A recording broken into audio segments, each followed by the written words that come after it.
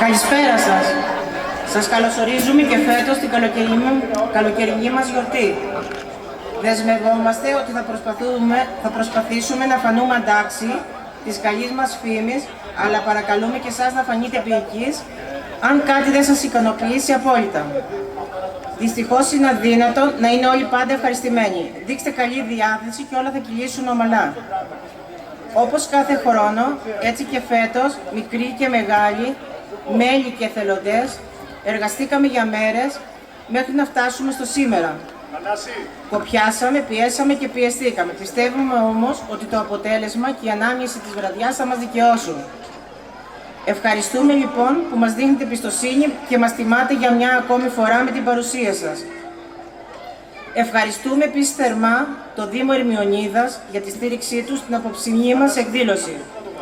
Την εταιρεία Αδελφή Αποστόλου που πάντα είναι παρούσα και μας συνδράμει ποικιλοτρόπως. Σήμερα με τη γεννήτρια ρεύματος προς αποφυγή προβλημάτων που μας ταλαιπώρησαν στο παρελθόν. Τους χορηγούς των δώρων της Λαχιοφόρου που θα κυκλοφορήσει λίγο αργότερα.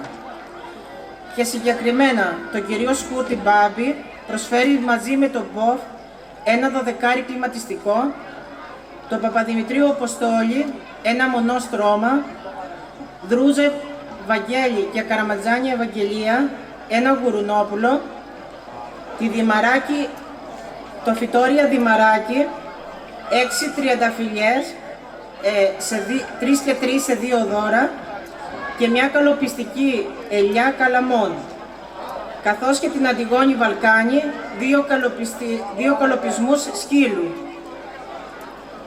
Στο γλέντι μας σήμερα φιλοξενούμε την ορχήστρα του Νίκο Οικονομίδη και της Κυριακής Πανού για το νησιώτικο πρόγραμμα και την ορχήστρα της Δήμητρας Μπέκιου για το δημοτικό και λαϊκό πρόγραμμα. Καλή διασκέδαση!